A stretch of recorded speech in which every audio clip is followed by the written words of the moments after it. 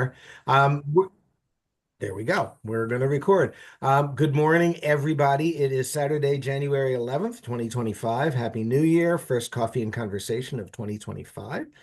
Certainly won't be the last. We've got quite a schedule coming up. I hope it all comes together. This one did very nicely. Delighted to have our guests today. We have quite a crew. Hopefully, everybody will be able to get in what they wanted to talk about in an hour or a few minutes more. I would like our guests to introduce themselves, short, and then, not surprisingly, I've got a lot planned to talk about. If you have a question, kindly use the raise your hand button, which is somewhere down below. I think it's under. No, where did it go? It's Now I don't under the even. reactions. I, Yeah, I don't have reactions. All right. Well. if you click react, there's a raise hand button. Okay, there we go. More importantly, I've got the participants list up, and I will see raised hands that way if I don't otherwise. So, Representative Bianca Virnig, why don't you tell us about you to start off with? Yeah, so hi, I know many of you, but Representative Bianca Virnig. I live in Eagan. I have three kids. I have a high schooler, middle schooler, and elementary student. My elementary student is on an IEP or uses an IEP, and I was on the school board a couple of years before being the House rep. I also sit on the Ed Finance Committee, Human Service Finance Committee, and Elections. Cool. Lisa Carlson, tell us about you. Good morning. I'm Lisa Carlson. I'm the principal at Woodland Elementary in Eagan. I've been there for 19 years. I also serve as the elementary president of the Minnesota Elementary Principals Association. So there I am. Wonderful. Tom Delaney, you're next. Hi, everyone. I'm Tom Delaney from the Special Education Division at the Minnesota Department of Education, where I work as the supervisor of interagency partnerships, it's called, and that's coordinating policies and programs between the Department of Education and other state agencies for students with disabilities. I am the son of retired work experience special ed teacher Charlene Delaney from the Rosemont Apple Valley Eagan School District. So I was raised in this stuff. It's in my blood. And after I did my clinical internship as a school psychologist, I did my school internship at Eagan High School back when it was the brand new approach to how we were going to do high school. So it's great to be here with everyone this morning. Thank you. Cool. And Danielle, you get to go last here, but guess what? You're going to go first when I start asking questions. Perfect. Good morning, everybody. I'm Danielle Hayden. I'm the Early Education Director at the Department of Education. And what's unique about my role is that we're kind of a brand new division that was sort of reinvented, re-envisioned when the Department of Children, Youth, and Families sucked up the majority of our early learning services programs in that transition. So I bopped over to DCYF for a little bit as a supervisor overseeing early childhood special education work at DCYF, and as well as the early childhood screening programs. And then I bounced back a couple months ago in this new role. So I'm super thrilled to be here and look forward to the questions. Wonderful. Beth, you already have your hand up. What's up? So I have two grandchildren in 196 school district, special education, and I am concerned, they've been doing an excellent job, by the way. And so I'm concerned about ongoing funding. Okay. What is being done with that to maintain the funding? Sure. We're certainly going to get to that subject, Beth, but thanks for highlighting it. I appreciate that. It's on my list, and I don't want to finish this call without talking about money. Actually, I'm not sure who to start with, Danielle or Tom, because seems to me that there are more students who are affected by early learning, pre-K, those kinds of programs than the special ed itself, where we're talking about learning disabilities and social disabilities and things like that. If I'm wrong, please say so. But if I'm right, we have a bigger bite at the apple by talking about early learning programs. And Danielle or Tom, I'm not sure which of the two of you is better suited to give us an overview of what are the programs? What programs does the Minnesota Department of Education run, fund, manage all those kinds of things. And just as importantly, what programs are out there that you don't have any authority over? So choose between you who will start. Should we start at birth, Tom? All right. Sometimes it helps to go chronologically. I mentioned DCYF, and so that puts a little bit of a wrinkle, but a good wrinkle, in what I'm going to share about who oversees what. And I don't have my DCYF colleague today, so she has charged me with sharing that space a little bit. We can certainly circle back to DCYF at another time. And for those that don't know DCYF, it's the Department of Children, Youth, and Families. That agency started up in July of this year, is the first of its standing up, or July of 2024, after it was passed in 2023. The Department of Children, Youth, and Families stood up to really think about our kids and families as quite of a more holistic system of supports. We've long had feedback about how sort of siloed a lot of our programs and agencies have been as it relates to supporting kids and families. And so this agency is really charged with trying to better coordinate and support families from a whole family systems approach. I said that a lot of our early learning services programs transitioned to DCYF in July. A lot of those programs are general education early learning services programs. So those programs include our early childhood family education program, which Minnesota is very unique. They're one of the only states that has that kind of dedicated funding and programming to support sort of a prenatal to third grade mechanism of helping families with their children as they're developing. It also transitioned our early learning services scholarship programs, so Pathway 1 and Pathway 2 scholarship, which is often a hot topic in our legislation. It transitioned our School Readiness Plus and voluntary pre-kindergarten programs to DCYF, as well as the general school readiness funding.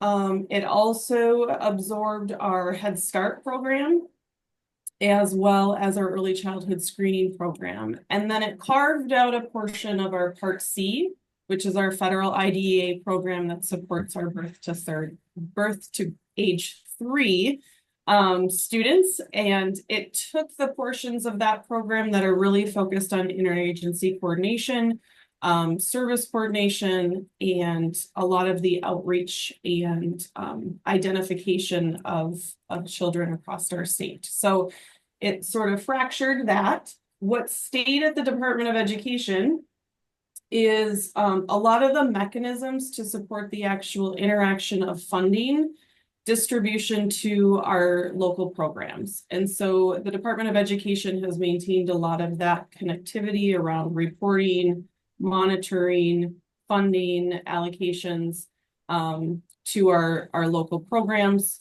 I've maintained the Part B 619 program, which is our preschool age special education programming, and the bulk of the Part C program that's really overseeing the implementation of that work.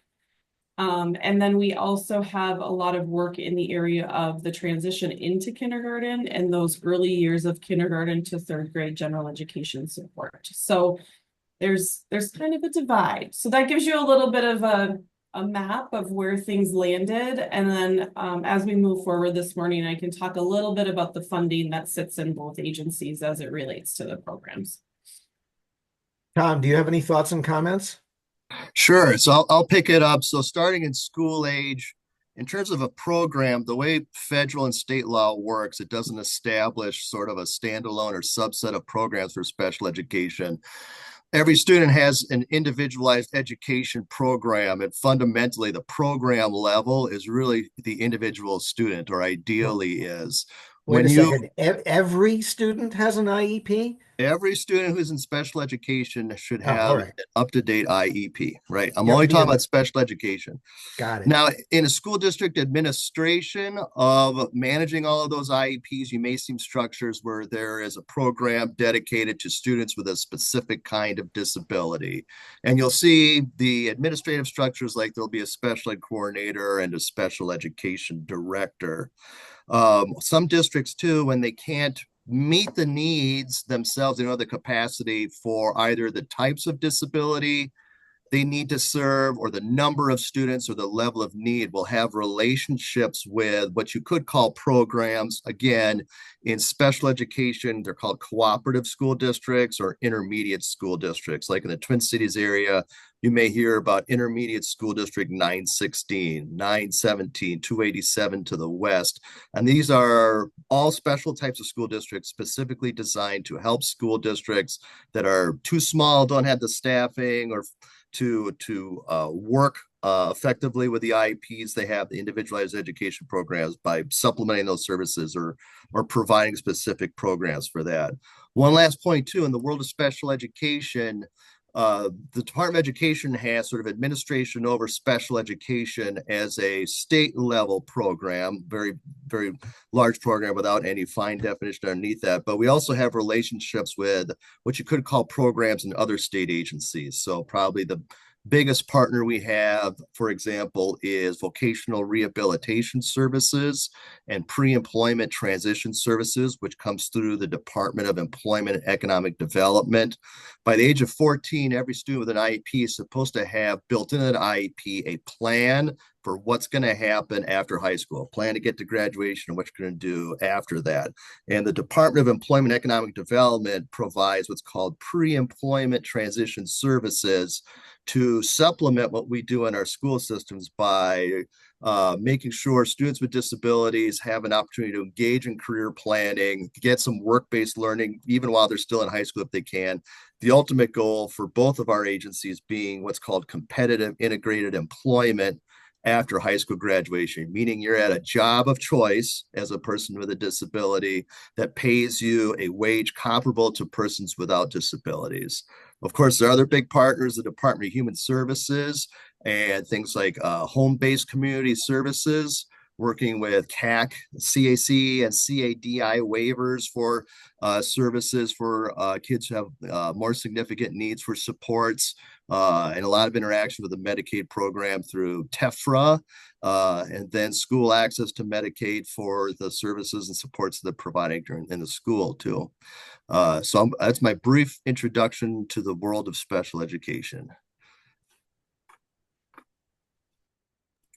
And how about you guys, where Ron is frozen in a very thoughtful moment? I see that. All right. Well, I have a question. While we wait for Ron to come back, how do you guys feel about our coming president saying that he's going to eliminate the Department of Education at the federal level? How does that affect you guys? And what do you think of that? Well, I could kick it off. So at the Department of Education, the way the structure works, there are some things that are federal and there are some things that are state. So right away, there's kind of a scoping thing like, okay, when we say changes at the federal level, what are we really talking about and what would their potential impact be? A lot of people may still are surprised to hear that federal funding for special education is the smallest slice of the pizza.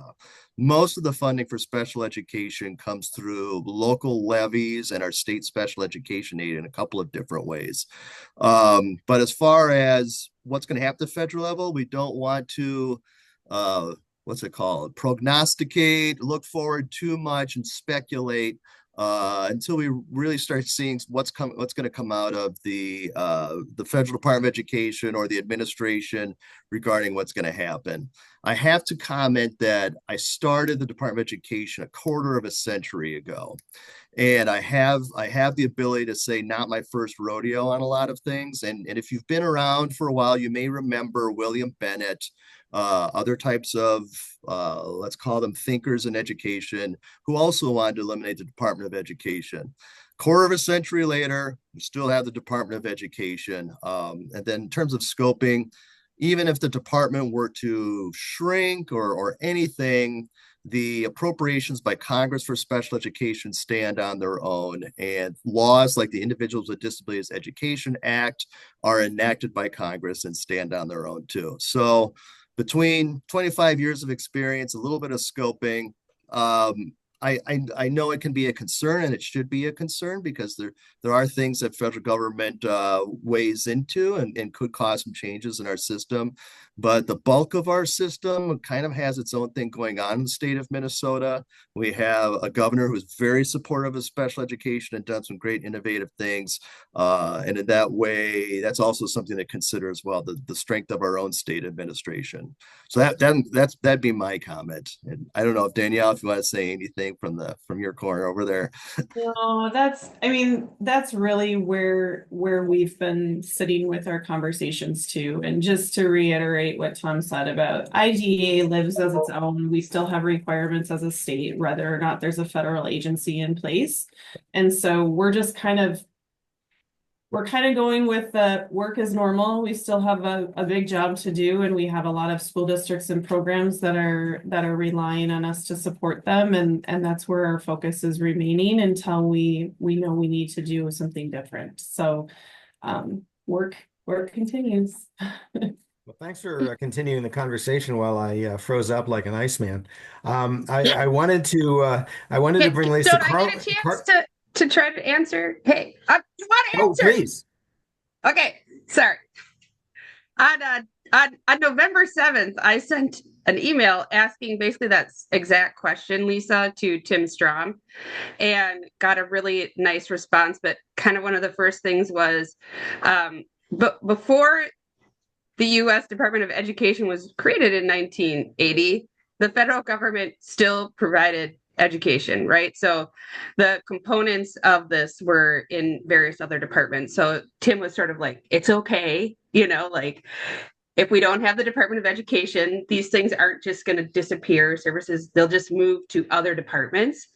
And like Tom said, the piece of the pie is pretty small. So just for perspective, Tim responded back to me and said that his guess is that the federal funding will be somewhere around 5.5% of school funding in Minnesota. So a small piece of pie. I mean, it's a big number when you just take it out by itself. Just like in 196, $2 to $3 million is considered a rounding error in our budget. So that 5.55 to 5.5% is kind of small. And then he did tell me, because I sort of asked, like, well, what do you think might happen? And he said, well, I could see the federal government telling states to reserve more funding of their federal special education dollars for non-public education. And that was kind of the answer that I got. I mean, I had a whole series of questions, but those are the ones that pertain to your question. So sorry, Ron. I just felt like I had to say it. Thank you. I appreciate your jumping in. That's what this conversation is supposed to be about. But I do want to give Lisa Carlson a chance to talk about now a number of things. One is programs from an elementary school principal's perspective, because as Danielle mentioned, a lot of the work the state does is from birth to 2 years. And so to what extent do elementary schools get involved with that? Where does the pre-K program fit in elementary schools? And then to continue on with the last line of discussion, what do you see in the way of funding issues from your point of view? Do you just get a check from somewhere, or do you know that it comes from different places like the school board, the state, the federal government? And then one subject you guys didn't talk about in the funding arena is unfunded mandates. The federal government requires things, but they don't give you any money for it. So the fact that there's no money is no different. They still have requirements. So, Lisa Carlson, you get a few minutes to weigh in on lots of stuff. Oh my gosh, where do you want me to start? You talked about early childhood and how that fits into our schools. Is that where you want to start?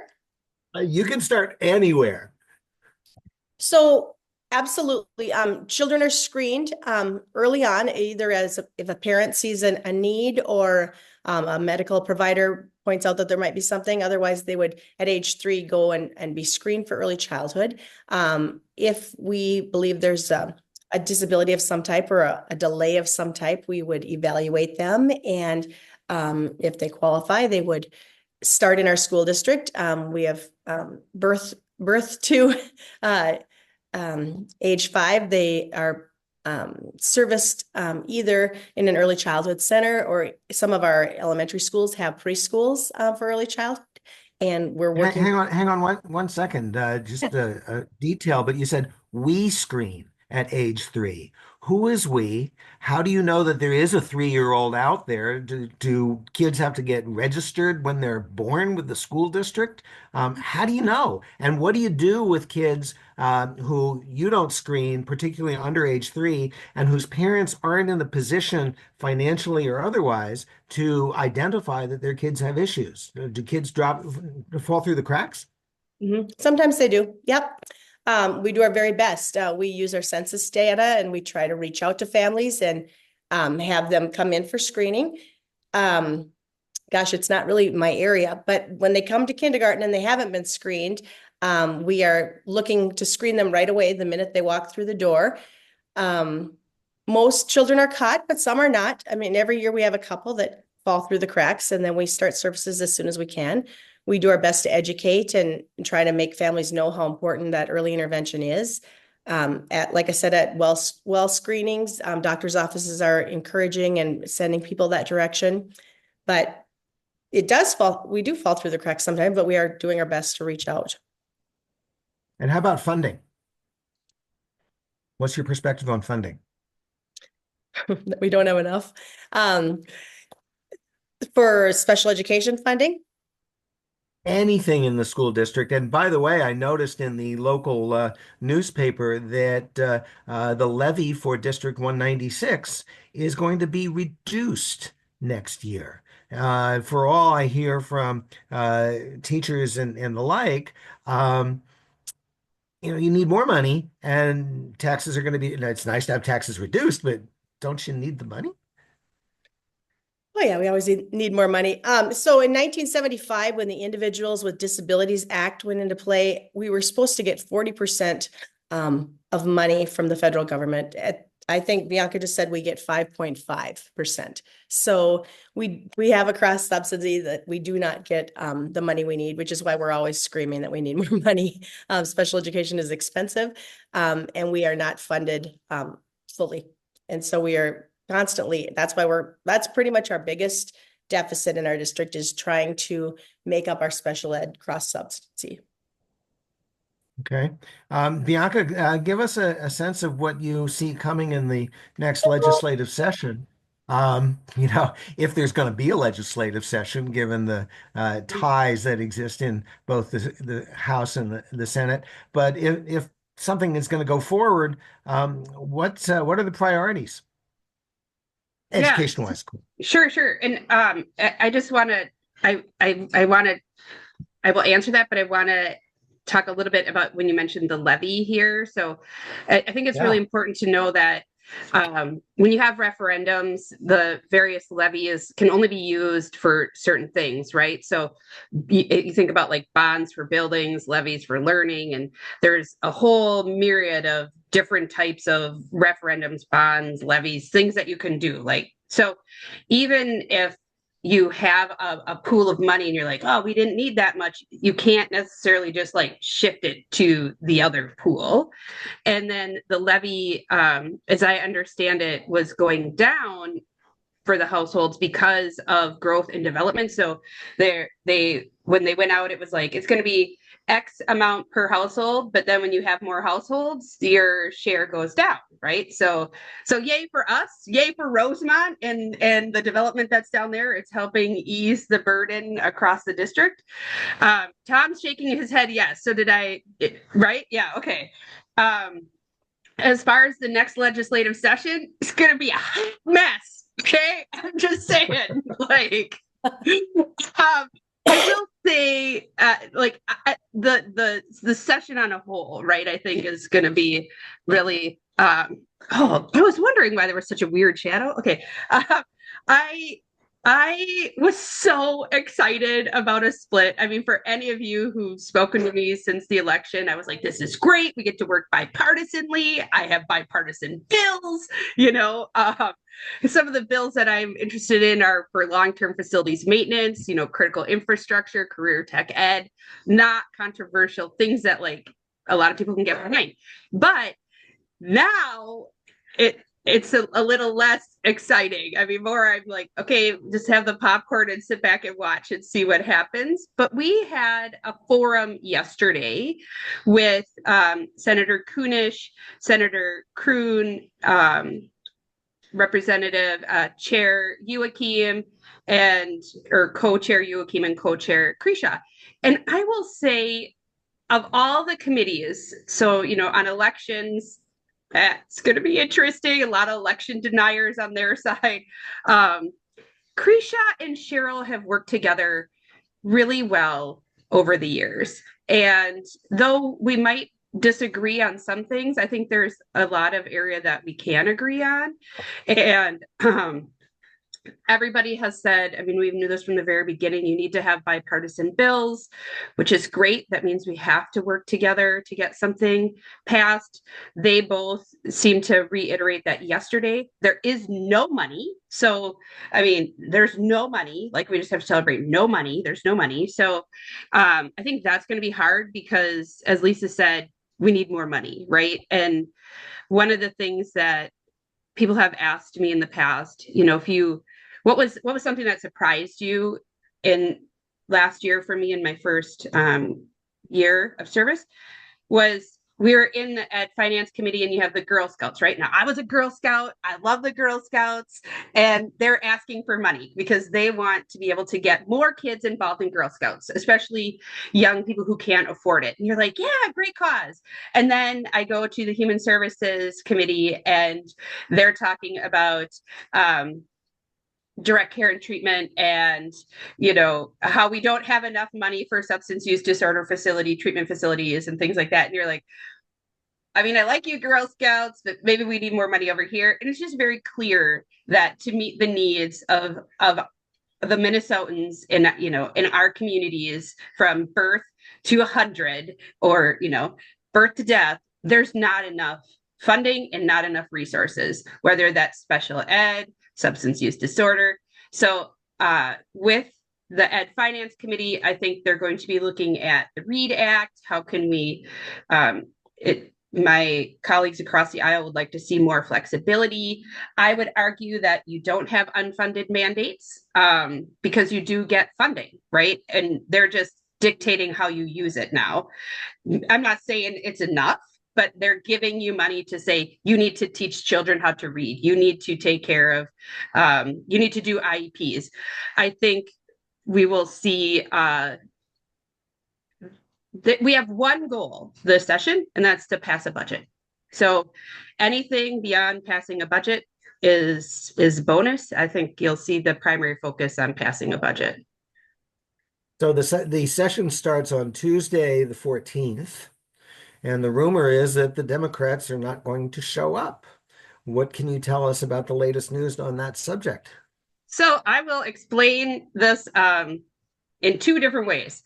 One, and don't get yourself in trouble. I won't. No, it's fine. This is just, I mean, this is how I explained it to my family, right? So the people of 52B elected me as their representative, right? I'm the team player that we brought forward, right? So team player for 52B on the team. I'm on the DFL team, right? And so this is how okay. It's like the fourth quarter. I'm not a big football fan, so I might get this wrong. So we're at the fourth quarter of the big game here, and we're at the 1 yard line, right? And you can kick it or you can run it, right? And your coach, you know, you call your timeout and you come together. And, you know, you have your coach. So the team elected a coach. Our coach is Melissa Hortman. Melissa Hortman calls a play, right? You go out and you execute your play. So that play, maybe we're going to kick it. Maybe we're going to run it. But if you're the kicker, you don't get to go out and be like, you know, I don't really think I'm going to kick it this time. Or, you know, you execute the play. So the play Melissa has called is what we're executing. I think the other thing for me, just did I mute myself or am I still there? No, okay. Well, go on. Is it's not unreasonable to pause the start of session so all Minnesotans can be represented. We have 2 special elections out there right now. Last session, we started in the middle of February. I don't think it's unreasonable to wait until after the special elections so all of Minnesota can be represented. And that's just my take on it. I know that's not the message that's been pushed out, but so there's my non-answer answer. Okay, well, that's pretty cool. I appreciate that. I'd like to go back to pre-K and that subject for a bit. Seems to me that there are a couple of different fragments of pre-K that Lisa Carlson, for example, you'll face as students come to school for kindergarten. The first group would be those who have had no pre-K experience whatsoever. Second group would be those who have had state-funded pre-K. And the third group would be those that have private-funded pre-K. I have a hunch that with the kindergarten students that I'm seeing in the Literacy Connection, they've had limited or no pre-K, and they're just having their first experience with the ABCs. And if that's right, they've got a lot of catching up to do with those kids who've had experience in pre-K. So, Lisa, let me start with your perspective as you see kids coming in, but then I want to bring back Danielle and Tom and talk about the fragmentation of pre-K in particular, where funding comes from, where it goes, and how do you get kids into pre-K, which when they're not otherwise doing it on their own. Lisa Carlson, you want to tell us what you see as kids come into school and kindergartners? Certainly. At my school, Woodland Elementary, we are very blessed. We have many children that have had early childhood experiences before they come. There is certainly a discrepancy. Kindergarten is the grade where we see it the most, right? We have kids that can read chapter books and we have kids that have no idea what the color green is. We do our best.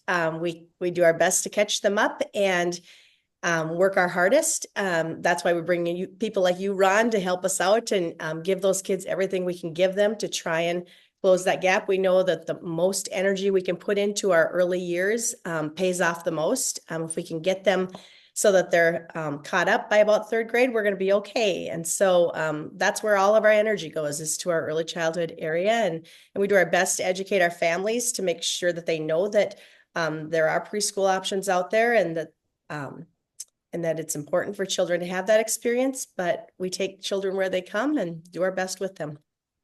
What percentages would you say fall into those 3 buckets that I described? No pre-K, public pre-K, private pre-K. What do you see in your school? Oh, very little in my school. And a small percentage, 1 to 2% that have had no pre-K. But I don't think that's a representative across the state. And how many are split between public and private pre-K? I have many that are private, mostly private, very few that are qualify for pre-K. Bianca looks like she's got something to say. She might have some numbers for me. You're right, she does. Go ahead.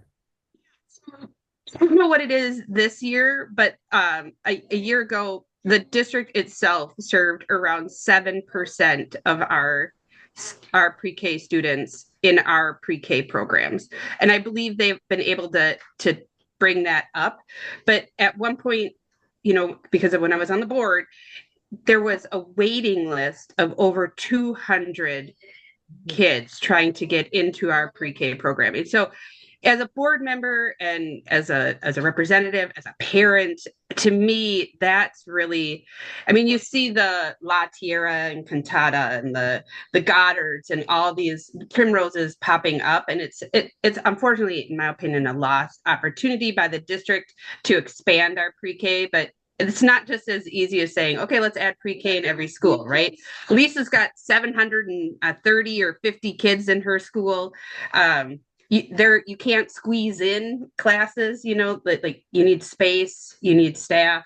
But the district itself is, it might be at like 9% now, but it's not 20 or 30%. It's a small percentage. What's And the percentage you're talking about those who are in public pre-K as opposed to private pre-K. Yeah, in the school district's pre-K programming. Okay. I cut somebody off. No? All right. Lisa, no, you have your hand up. I was just going to ask, to get into the district's pre-K, it's not just for, is it just for anyone, or do you have to meet criteria?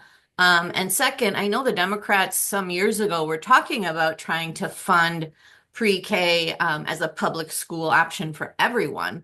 Is that still something that we might do? Because I know you talked about space, and I was thinking that too, but we didn't used to have full day kindergarten. And you made space for that, right? So, so just wondering So about Okay. how you get into the district preschool for free, and then also whether we could have statewide free preschool through the public schools for all kids. Lisa, do you want to answer the first one and I'll take the second one? You know what, Bianca, I don't know the answer, I guess, because I've never had preschool in my school. I'm not sure. I think you have to qualify, but I'm not positive I know the answer. Yeah, it's on your notes. I could help with that particular piece of because I think there's a couple clarifying, and I see Dagny has her hand up too, so I want to make sure she gets her chance to talk. There's a number of different things within the early childhood landscape. We have childcare, which Primrose, Goddard, and some of the Tutor Time, those organizations are for-profit childcare centers. They have a preschool component oftentimes for their children as they get closer to that transition to kindergarten. And there are students that are private pay students in those childcare programs. And then there are students whose families have been able to access scholarships through our scholarship program to subsidize their childcare expenses. Part of that was done because we know that there's a big discrepancy in what our families across the state can afford in childcare costs, and high quality childcare costs more than low quality childcare.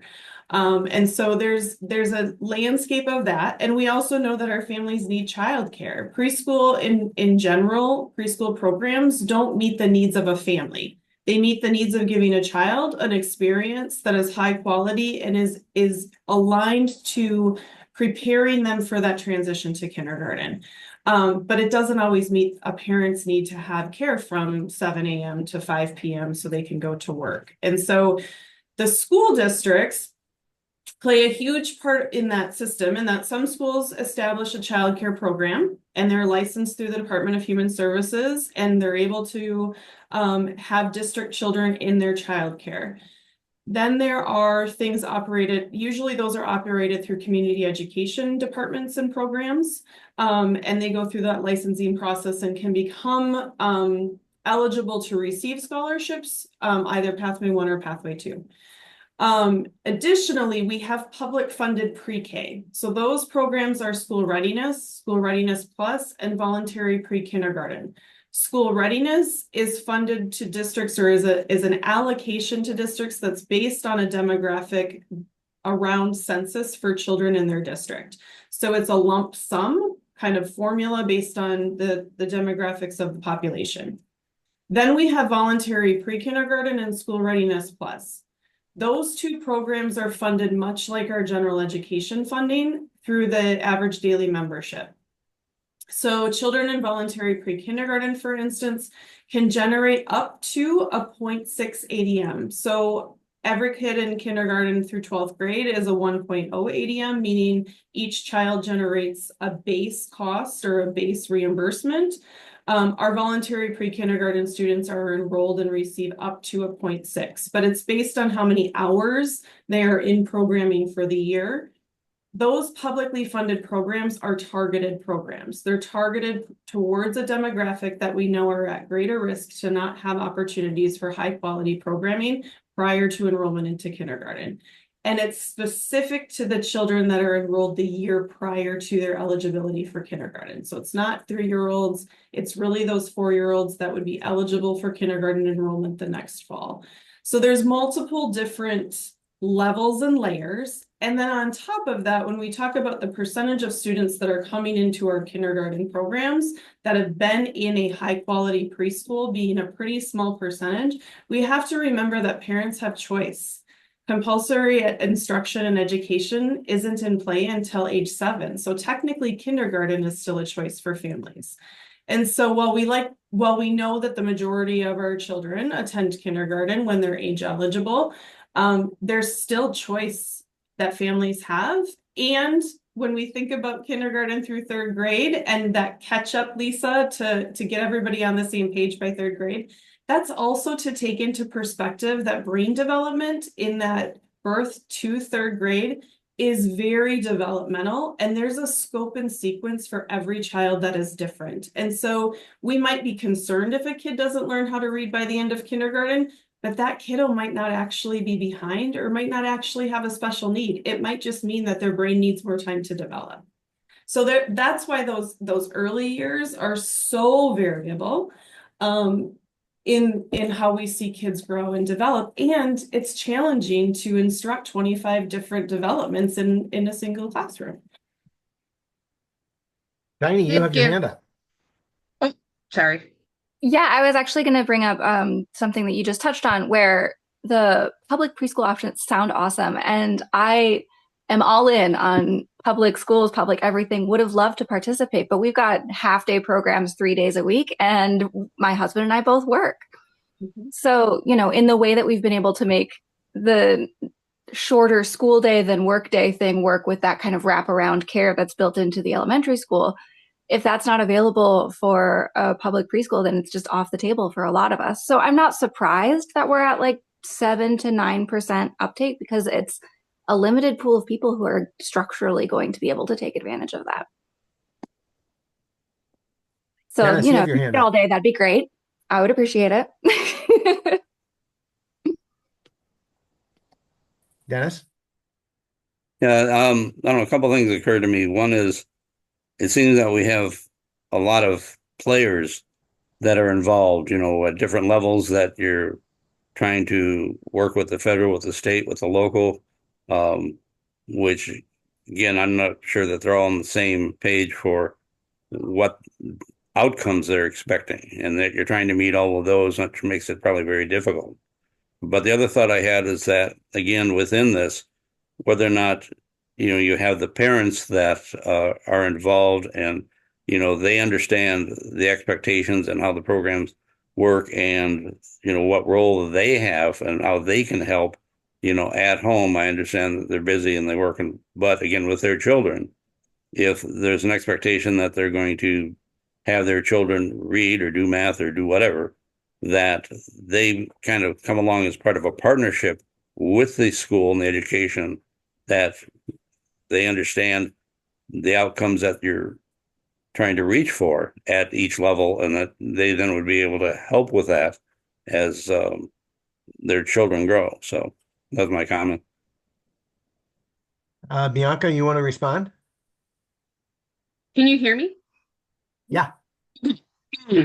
So, Diney, that was exactly what I was going to touch on too. That, it's like limited hours, limited days. I did give Ron a couple of links from the district around the pre-K acceptance. And then you asked, Lisa, I think it was, who asked about the public pre-K, right? Like universal pre-K.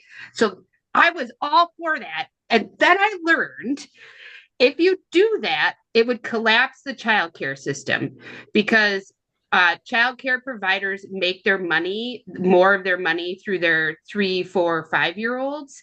You can only have so many infants, and those are the more expensive, higher labor. If you took them out of the market, and we already know how hard it is to find childcare. I mean, it is not easy, at least in our area, to find childcare. It would basically collapse the childcare system. So we're at this crisis point where, as great as universal pre-K would be for so many kids, it would have devastating a cascading effect that we couldn't sustain. Wow, that's super interesting. Hadn't thought of that. Yeah, I in fact did hear about that from a lobbyist who is working with the private pre-K, and that was exactly his comment that all of pre-K, all of education would collapse. And it goes to another piece, and I can't remember who mentioned this, but it feels like there are so many different pieces, state, federal, local, and also even within the Department of Education. If I look at the early learning programs, Minnesota's got 10 commitments to equity, and then there's a list of programs, and it turns out there are 11 of them, not 10. And they all have their own bureaucracy. They all have their own organizations. How, as a parent, do you have any idea where you fit in, where your child fits in, where there's money available? I'm hearing that there are scholarships available for private pre-K. Who qualifies for those? What's the difference between private pre-K scholarships and publicly funded pre-K? And having said all that, I know Rob Schumer's got a perspective, and he's got his hand up now that he figured out which button to push. Rob, what do you want to say about all of this? I just wanted to ask a question. I started teaching as a reading teacher in high school, and I had a program where we connected with kindergartners and first graders. And one of the statements from my students as to why they wanted to help was they said they don't want those kids to grow up to be like us. So I was just wondering if you have programs where you engage middle and high school students as people who can help the younger children to learn reading, for example, or learn some of the early skills. I don't have a program like that in my school. I have had children that have been Woodland alumni that come back and volunteer and work with students for their National Honor Society hours, et cetera. But I don't have a program like that. It's certainly something that could be looked at and could be great, depending on time for students. Tom or Danielle, do you know of any programs like that? If they're sponsored by the state, or are they individual fragmented pieces that happen by happenstance? Yeah, I think I'm not aware of anything that's funded by the state. Tom might have with some of the secondary education stuff and transition programs. And there's a lot of work being done with workforce and figuring out how do we build our workforce. And we have to start earlier and get kids involved with these teaching professions at an earlier age. I participated as a high school student. I walked across the parking lot to my middle school when I was in school and tutored kids after school in math and reading. And that was a really big part and formative for how I ended up in education myself. Was I had opportunities to experience what it looked like, not just as a student, but as somebody that was helping others learn. I think local level decision making around that and figuring out what's the need in their community and how they can build those programs and capacities. I think we're seeing a nice shift in the way that we're thinking about preparing our students for the future. And we're going back to looking at some of those trade positions and those trade professions and giving kids in high school more opportunities to experience things that might take them on a path that is different than a 4-year college degree. And so I think some of these trades type programs, and I think you could consider childcare and early education as a trade in and of itself at times, that we're seeing a swing that direction for districts. But it's local level and local by local. Tom, you have thoughts? Yep, I'd agree with that. Our agency provides some guidance on implementing peer tutoring programs specifically for reading. And there are non-government organizations in the state of Minnesota that promote and can help structure peer tutoring programs. But we don't have specific dedicated funding for that at the state level. So if I'm a parent with a new child, 0 to 2 or at least 0 to 5, with all of the programs and all of the agencies, how do I navigate finding out whether my child needs any help? And if I think that maybe they do, getting them that help. How do I do that as a parent? Um, Anybody can pick this one. Yeah, I think that's my wheelhouse. So there's a number of things, and Ron, if you want to share, I put a link in the chat if you want to share it with the group, because this kind of goes along with what I'm gonna talk a little bit about.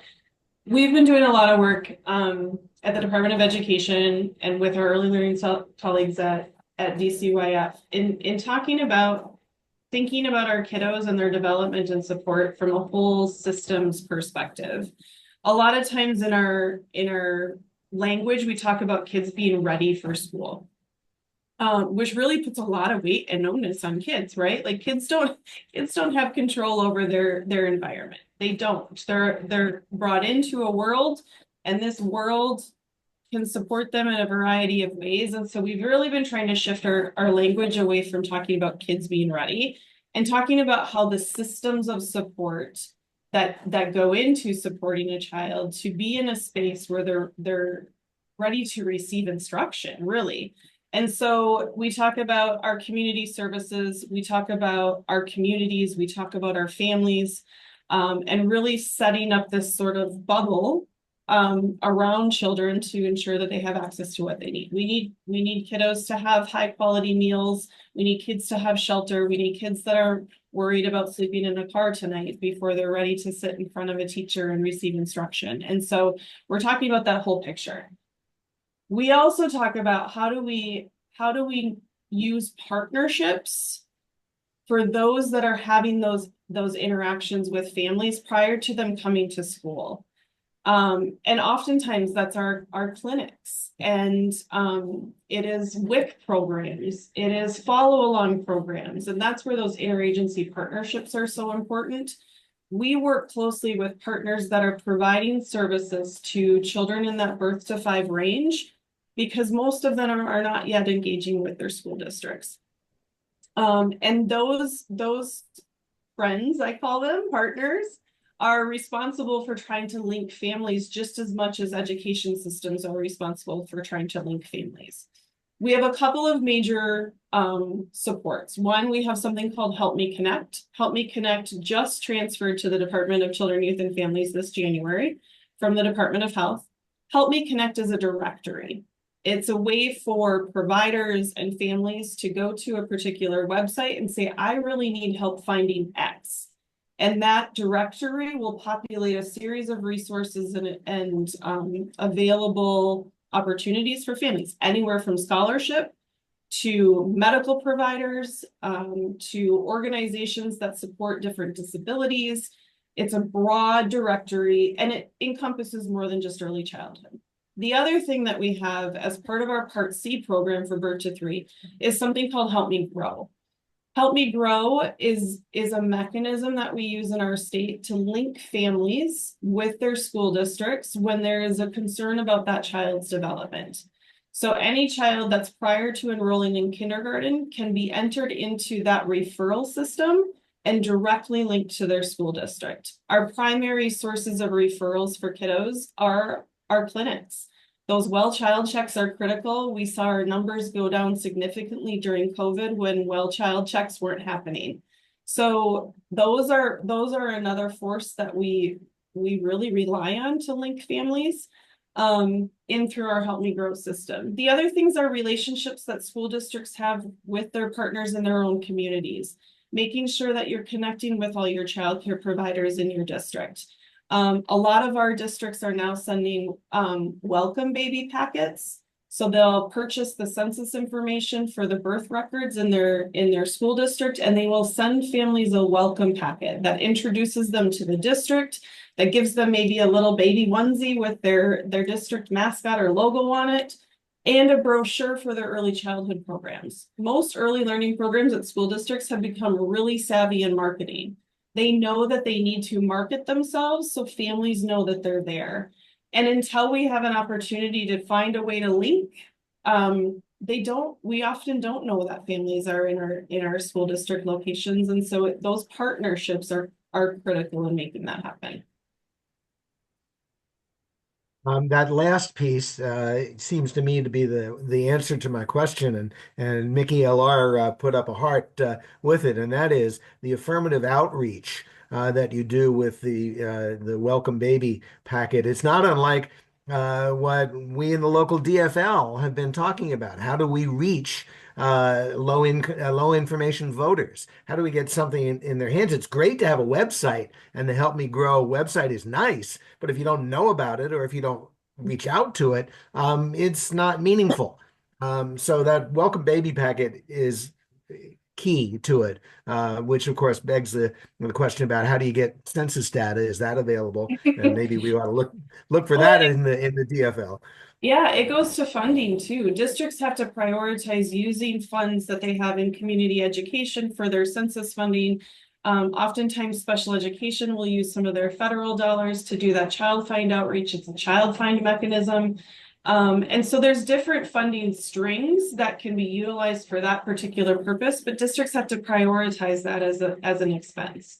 And so, and it's not an expense that necessarily translates immediately into a product. And so it's really this investment in your community and your investment in partnerships that is really supporting that family getting knowledge and awareness of what's available to them.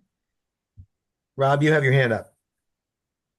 Yeah, just a quick comment. From what I understand, there's something called the internet, and it didn't exist when I started teaching 100 years ago. But it seems like lots of young children are growing up now with exposure to programs on the internet, not just, I'm having my senior moment about, Sesame Street. But there are lots of things that kids are exposed to, and there is a differential in terms of access to the internet. It seems like universal access to internet is really important if we want to equalize educational opportunities. What's the legislation doing to try to provide internet access to all of the kids? Bianca, do you have a comment on that one? Where did you go? So that's a really great question. I know that we've had both, I think there's been federal funding, broadband connection. I think Walls was instrumental in bringing that in. So we have a garage up in Lutzen, and I think it was like 10 years ago they put in big fiber lines to connect people. But as far as students go, I know that a lot of schools, and it's interesting where we saw this in the pandemic. Tom, I think we connected in the pandemic. I think you were maybe on reassignment. Yeah, okay. I was like, I know this name. Places that don't have internet can be surprising or don't have consistent, solid quality internet. So Robbinsdale, for example, is a school district where kids struggled to get internet because they were early adopters, so they had older lines and it was taxing the system. So school districts would bring buses out with hotspots, or they'll send home hotspots and things like that. And our district in 196 did a lot of that as well. So I think that's one way that they're trying, school districts, to get it to kids, is either hotspots or making the internet available at school after, being able to be there after hours. I don't know if there's a push from the state level for it, but I know that federally there's been funding. Tom, do you have any? I don't have a read on that recently, but it's definitely an issue. Broadband has been an issue in every legislative session for years. And even at the Department of Education, we do work with many rural school districts and school districts serving tribal communities. So it's a premier issue for us on how do we get educational equity when now it is so dependent upon broadband access. And kind of the safety net, interestingly enough, is cell phones, in that you may not have internet access at your school, but a lot of these kids have cell phones, and then through Verizon and other vendors, they're able to access the internet that way. It's very interesting, but it's definitely going to continue being an issue. And as Bianca's describing, the infrastructure is different in different places. Robbinsdale had its problems. I had the opportunity to go to Vietnam twice, where you have a leapfrog scenario where they had no internet and then got the latest, greatest technology through purchasing from India. It's the future, and then you put AI in the mix too, and I'm sure that's going to come up in the legislative session in terms of how do we manage the latest, greatest technological innovation that could really revolutionize society and the way we do education. Mickey, you've got your hand up. Nice I to just see want you, to by say I the way. work with, pardon me? I said, nice to see you, by the way. Yeah, nice to see you. I like the topic. Thanks. I work with Reading Corps and Early Learning Corps in Minnesota as a coaching specialist. So whoever was involved with the READ Act is really having a huge impact. I can see that in the 3 years that I've been in the elementary schools with Reading Corps. But yeah, just to know that there's programs out there through AmeriCorps, like Early Learning Corps to work with the young ones, and Reading Corps to work with the school age and math corps. But just as far as the internet and technology, the young kiddos especially need to learn with and from human beings. Technology has not been a net benefit for their early learning crowd. So just want to say that. Well, we have hit our hour. I always have a closing comment question, so I would like to pose this to our four guests. And it's, as always, a multiple part question with lots of room to maneuver. And it goes like this. There was a one-time budget surplus of what, 18 something billion dollars? I can't remember which. I hope it's a billion. And that money's not going to be around again. And a lot of that money was used for one-time educational programs. But it's not going to be around again. So given that one-time experience with money, what is your wish list for what you would like to see going forward? What would you like the legislature to do? And Lisa Carlson, I'd like you to start with this one in particular, because as you know, your special ed people were kind enough to put together an answer to a questionnaire that I gave them, which included their wish list. So you might want to address a little bit of that as well. So you could probably spend 2 hours answering this question, but you only got a couple minutes. So let me know what you think about this. Well, first they put together their wish list, and I think one of the things we always need to remember is that children are regular education children first, and special ed is on top of that. So anything that a regular education student would get, special education would get also. And so it always feels like we're short funds. I'm trying to think of a good example, but for example, like special ed transportation, right?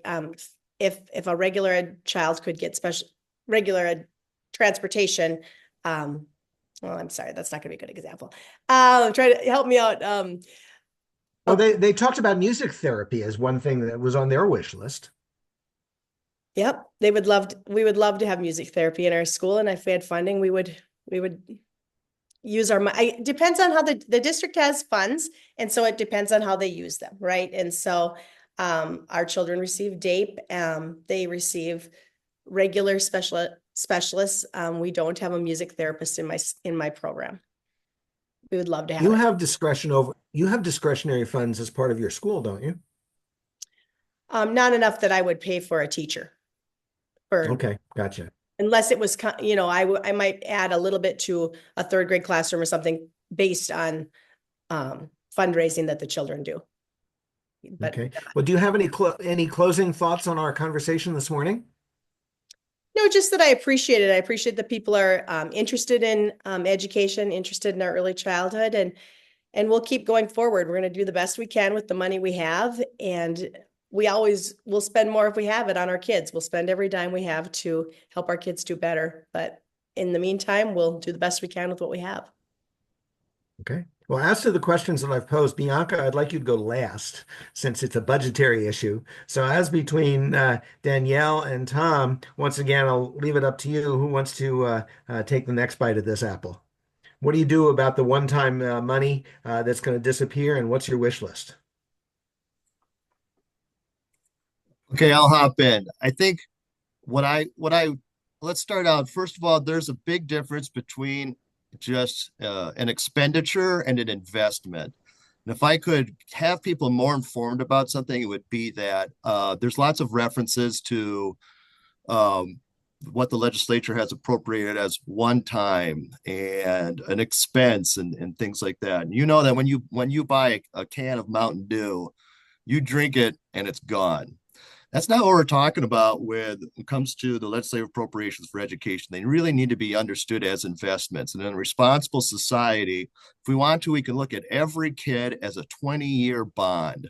There's going to be an upfront cost in the investment in that bond, but it comes back around 20 years later. You make your money back and even more than that. And especially even for students with disabilities, when we get students with disabilities in a competitive integrated employment after high school, to the extent we do that, those are people who are shopping in their communities, they're paying taxes, they are in all aspects full members of the community. So I want to highlight that we're talking about investments, not expenditures. My wish list for additional investments, if I could, would be work-based learning investments during high school, just as the number one key way to help boost post-secondary education employment, to ensure that students who become full adults with disabilities in their communities have that ability to participate fully in the community and come back around on that investment. I'll comment that during the 80s and 90s, we had exemplary programs like the School to Work Partnership, Job Training Partnership Act. We've done this before. And if we want to be smart about the future, we have to make investments now. They have to be targeted investments, or we're going to regret not doing it 10, 20 years from now. So work-based learning would be my keywords for today. Thank you for the opportunity to share that. Thanks. Thanks, Tom. Danielle, yours. That was great, Tom, and it'll benefit the early childhood world workforce. So I appreciate that thinking. One-time investments is a really challenging way of thinking about things, but what I would love to see is an opportunity to reimagine how we do school for our early childhood grades and really get back to social emotional development, personal and personal regulation, executive functioning. Those are things that we infrequently talk about as really foundational skill development for reading and math instruction. And I would love for us to get back to some play-based learning and helping our schools figure out how to do that.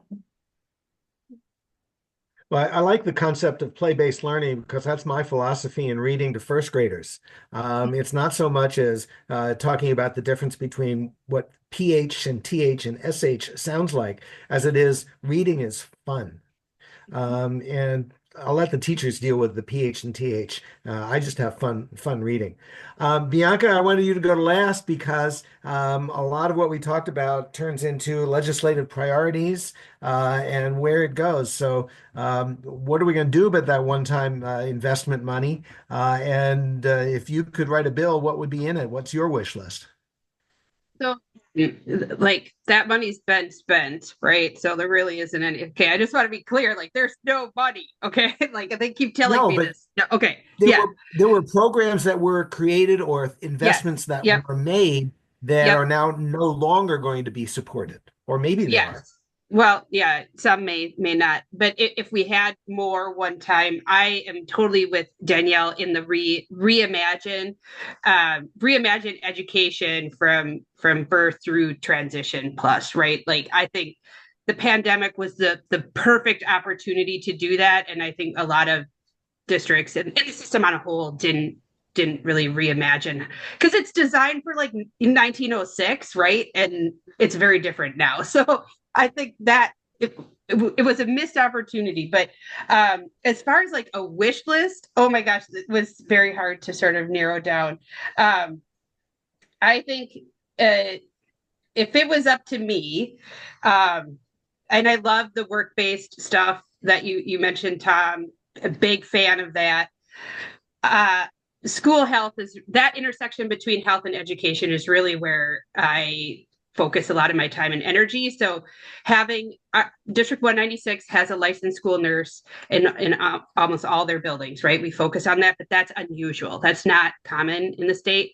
I would love to see a licensed school nurse in every building. This is like utopic, right? Like there would be enough licensed school nurses, and that would scale based on acuity of care. So even if you had one, but you had a lot of high needs, medically fragile students, you could have more, and a licensed mental health professional available to every school.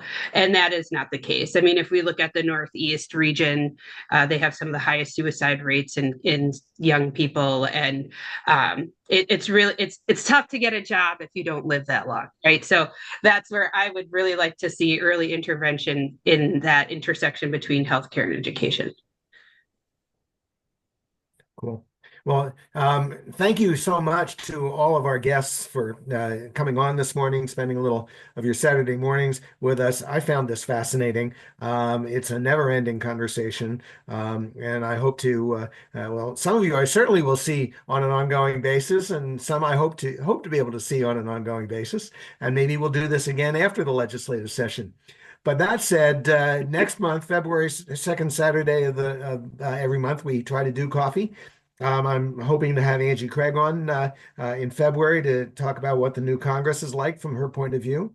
In March, I have Louis Johnston, the economics professor from St. John's, who was with us a couple years ago. This time, we're going to talk about tariffs and the impact of tariffs on the economy. And then in April, Mark Osler from St. Thomas Law School. I've talked to Mark off and on over the years. He too was with us before.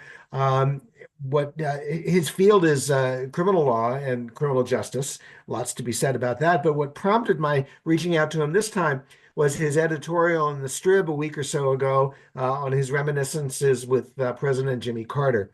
It's a fun story, and I hope he'll tell that to us again. So that's what's coming up on Coffee in the coming months. And Lisa, Noah, I always turn it over to you at the end for comments about what we're doing in SD 52.